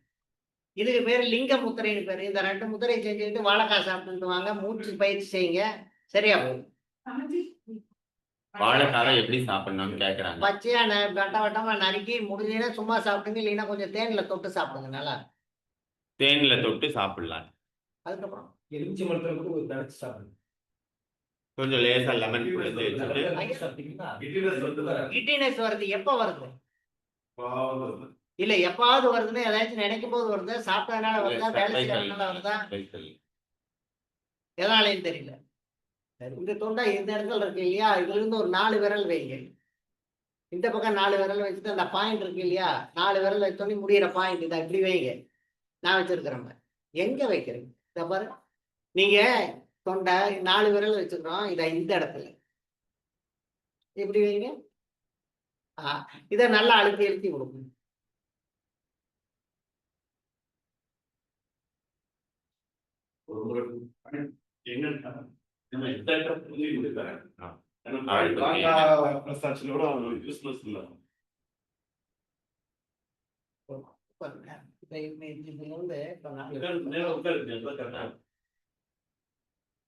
இதுல இருந்து 4 விரல் அப்படின்னா இந்த இடம்.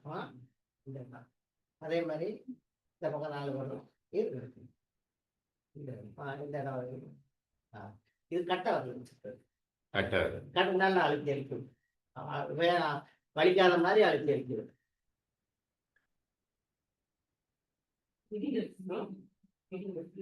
ரெண்டாவது சுண்டு விரல் இருக்கு இல்லையா, சுண்டு விரல்ல இந்த பகுதி நடுப்பகுதி, சுண்டு விரல்ல நடுப்பகுதி, இதை நல்லா அழுத்து அழுத்தி வேணும். இப்படி வச்சுக்கிட்டு இப்படி அழுத்தி. இது அதாவது சுண்டு விரல்ல இந்த பாயிண்ட் மண்டைக்கு போறது நமக்கு எல்லாம் இருக்கு இல்லையா, ஓட்டங்கள் 5 ஓட்டங்கள் இதெல்லாம் தெரியாது. கொஞ்சம் கொத்தவரங்காய் சாப்பிடுங்க சார். கொத்தவரங்காய் எல்லாருமே சாப்பிடலாம். உங்க வீட்டுல இருக்கிற குழந்தைகளுக்கு, பெரியவங்களுக்கு, எல்லாத்துக்குமே கொடுங்க. வயசானவங்களுக்கு கொடுங்க. கொத்தவரங்காய் சமைச்சு கொடுக்க கூடாது. கொத்தவரங்காய் சும்மா இருக்கும்போது மென்னு சாப்பிட தெரியும். இல்லைன்னா ஜூஸ் எடுத்து கொடுங்க. ஜூஸ் எடுத்து அவங்களுக்கு டேஸ்ட்ல கொடுங்க. சக்கரை வேணா சக்கரை போடுங்க, தேன் வேணா தேன் கொடுங்க, காரம் வேணா கொஞ்சம் மிளகுத்தூள் இத்தனோடு போட்டு கொடுங்க, சரியா போயிடும். சாப்பிட்டாங்கன்னா நரம்பு சம்பந்தப்பட்ட எல்லா கோளாறுகளும் சரியா போயிடுங்க. அப்புறம் இருங்க, ஒரே நிமிஷம். நான் யார் சொல்றேனோ அவங்கதான் கேள்வி கேட்கணும். ஆனா ஆளுக்கு ஆள் கேள்வி கேட்கணும். இருங்க, முதல்ல சரிதா ஒரு கேள்வி எதாவது முடிஞ்சிச்சா? கை மறந்து போகுதாம்மா? ஏமா மறந்து போகுது? இல்ல எப்ப மறக்குது?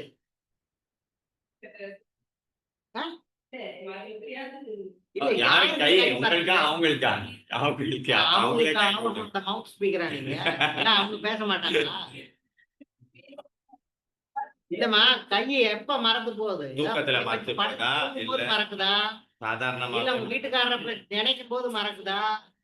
இல்ல பசங்களை போட்டு அடிக்கும் போது ஏதோ ஒரு காரணம் வேணுமா? சும்மாவே மறக்குதா?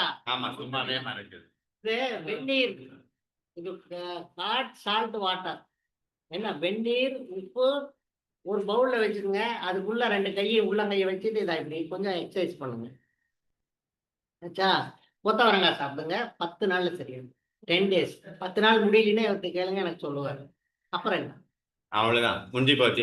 நெக்ஸ்ட் இப்போ ரமேஷ்ஜி. தூங்கி எழுந்தோடனே பேக் பெயின் அதிகமா. எது? தூங்கி எழுந்துடும். தூங்கி எழுந்த உடனே பேக் பெயின் அதிகமா இருக்குது. நல்ல கேள்வி கேட்டிருக்காரு. எங்க படுத்து தூங்குறீங்க? நான் மாத்தி மாத்தி பாயிலே படுத்து பார்த்துட்டேன், பெட்லேயே படுத்து பார்த்தேன்.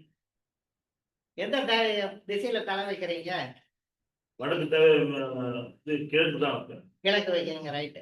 நீங்க ஒண்ணு பண்ணுங்க, ஒரு பலகை மேல படுங்க. பலகை இருக்கு இல்லையா, மரம், மரத்து மேல படுங்க. மரக்கட்டில் இருந்ததுன்னா மெத்தைக்கு கீழே போட்டு அந்த கட்டில படுத்து பாருங்க, வலி இருக்கு. பேக் பெயின் தூங்கி எழுந்து சொல்ல ஆமா, அப்ப அந்த வலது இந்த இடத்துல அப்படி கை மறந்து போகும். அதுதான் காரணம். இதை செய்யுங்க. செஞ்சுட்டு நீங்க வந்து தினசரி படுக்கிறதுக்கு முன்னாடி கீழே ஒரு பவுல் மேல ஒரு பவுல் வச்சுக்கோங்க. இந்த வெந்நீர், உப்பு வெந்நீர் வச்சுக்கோங்க. 2 பாதத்தையும் உள்ள வச்சுக்கோங்க கீழே. அப்படி பாதத்துக்கு ஒரு சின்ன எக்ஸசைஸ் கொடுங்க. இது கையில ஒரு பவுல் வச்சு இதை கொடுங்க. இது ஒரு 20 minutes பண்ணுங்க. பண்ணி முடிச்சுட்டு நீங்க பலகை மேல படுத்து பாருங்க. 3 நாள் செய்யுங்க. அப்புறம் யூரின் போஸ்ட்ல பாதி நிக்குது சார், டாக்டர் கேட்கணும். பாதி ஆவாரம் பூ இருக்குல்ல, ஆவாரம் பூ வந்து நீங்க கொதிக்க வச்சு உங்களுக்கு வேணுங்கிற டேஸ்ட்ல குடிச்சிட்டு வாங்க. டெய்லி 2 times குடிங்க, சரியாயிடும். ஆவரம் பூ கொதிக்க வச்சு அவ்வளவுதான் மெயில் வந்து புஷ் பண்ணி தள்ளல வெளியில, அதனால சொல்லுவான், நீங்க ஆவாரம் பூ குடிங்க. ஆவாரம் பூ குடிக்கலன்னா நம்ம சிறுப்பு இலைன்னு இருக்கு இல்லையா, சிறுப்பு இலை, நெருஞ்சி அது நெருஞ்சி குடிங்க, பூ அது இருக்குல்ல, குடிங்க. நெருஞ்சி முள்ள செடி, ஆமா நெருஞ்சி முள் செடி, அது நெருஞ்சி முள் செடியை பிரிச்சுட்டு வாங்க. அப்படி 2 செடியை பறிச்சுட்டு வாங்க. தண்ணியில கலவிட்டு நல்லா நறுக்கி அதை போட்டு கொதிக்க வைங்க. அதை குடிங்க. 2 நாள்ல சரியா போயிடும். லாஸ்ட் ஃபைனல் லாஸ்ட் இப்போ இவர் பரத் பாய் ஒரு கேள்வி கேட்கிறாரு, அவ்வளவுதான்.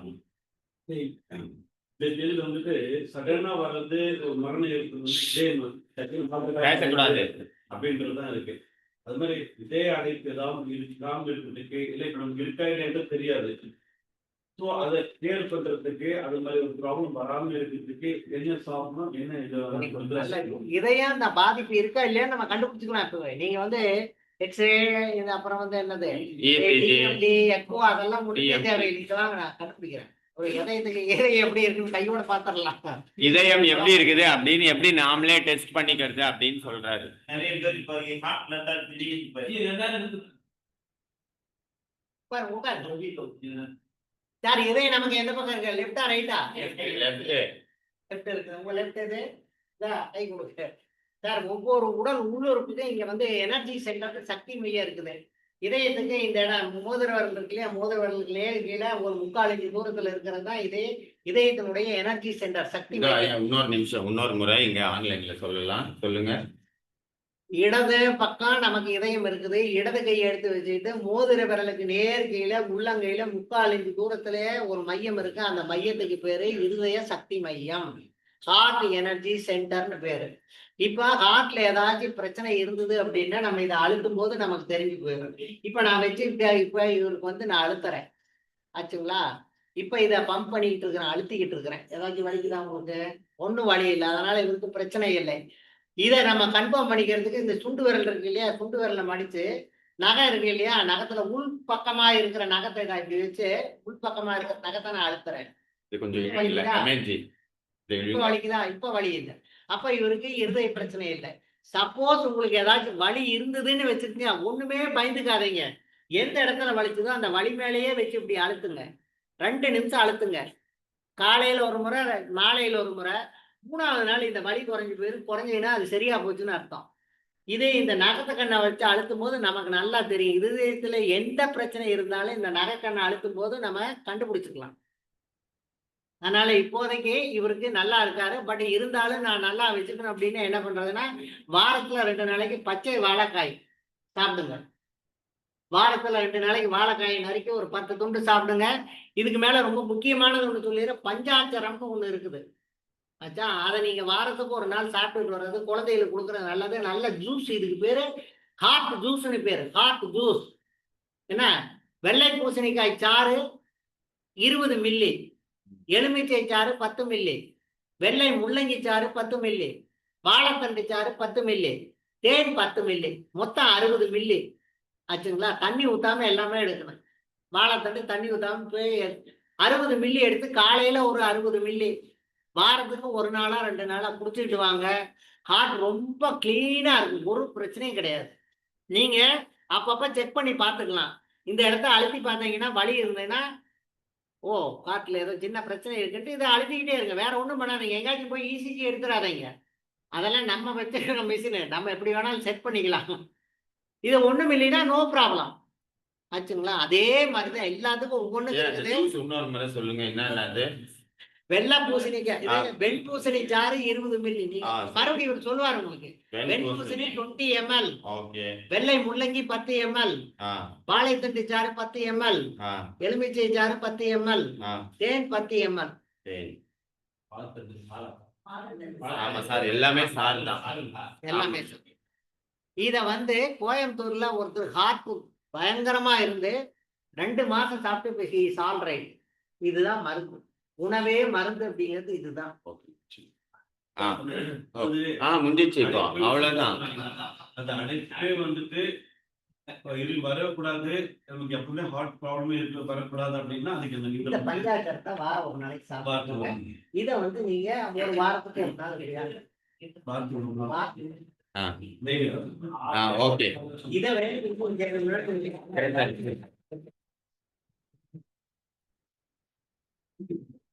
ஓகே. எல்லாருமே ரொம்ப ஆர்வமா நீங்க எல்லாருமே கேட்க கூடாது.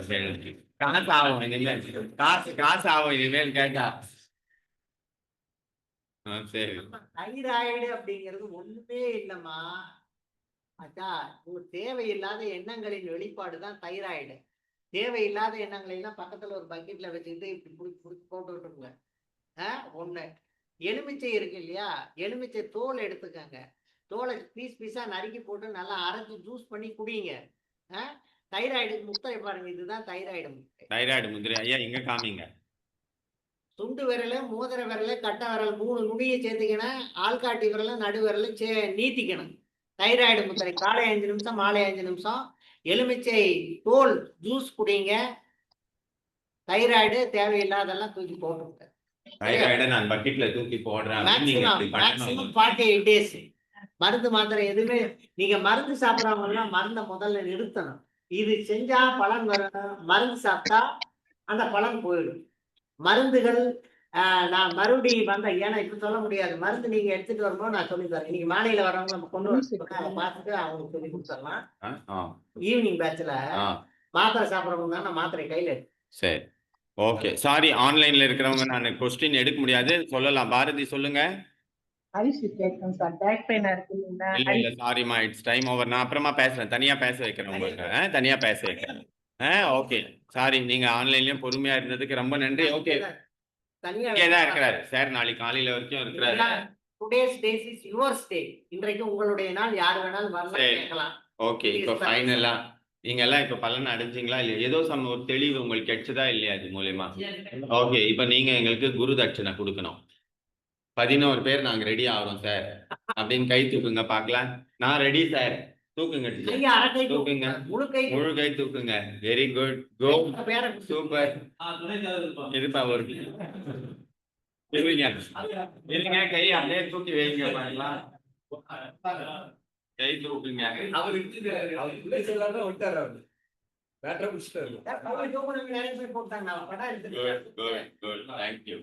Thank you sir. போதும், கை தூக்கண்டே போதும். இல்லையா? ஏதாவது பொறுப்பு கொடுத்தா நாங்க ஏத்துக்கிறோம். ஏதாவது பொறுப்பு கொடுத்தா நாங்க ஏத்துக்கிறோம். Super super. ஏதிடலாம், இருங்க இப்ப ஏதிடலாம். பொருளாளர் ஹரியா, செயலாளர் மான்மல், தலைவர் போஸ்ட் செயற்குழு உறுப்பினர்.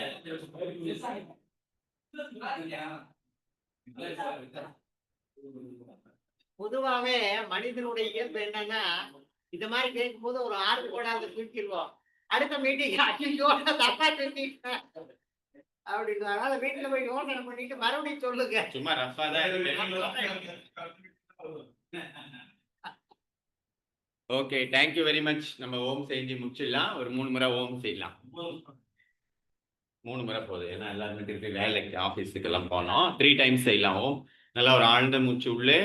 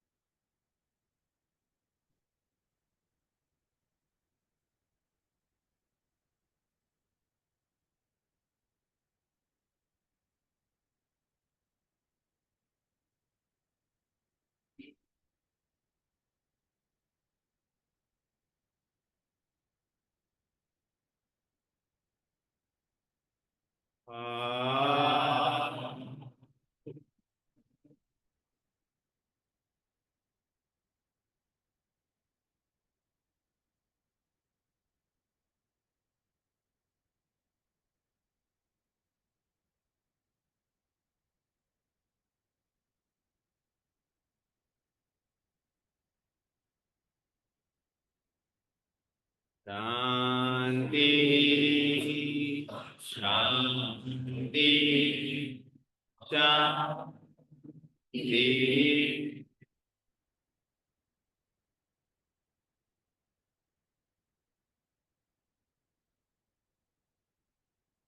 ஒரு 2 minutes more.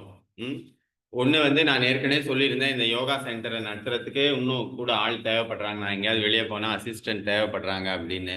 ஸோ அதுக்கும் நீங்கள் ரெடி ஆகணும். அப்புறமா இந்த சங்கமும் நம்ம செயல்படணும். இதனால பாருங்க, நீங்களும் இதில் லாக் ஆகிட்டீங்கனாக்கா உங்கள் ஆரோக்கியமும் இதில் பாதுகாக்கப்படும். நம்ம கோயிலுக்கு போகிறோம், அங்கே போகிறோம், சினிமாவுக்கு போகிறோம், ஹோட்டலுக்கு போகிறோம், இதுக்கெல்லாம் டைம் ஸ்பெண்ட் பண்ணுறோம்.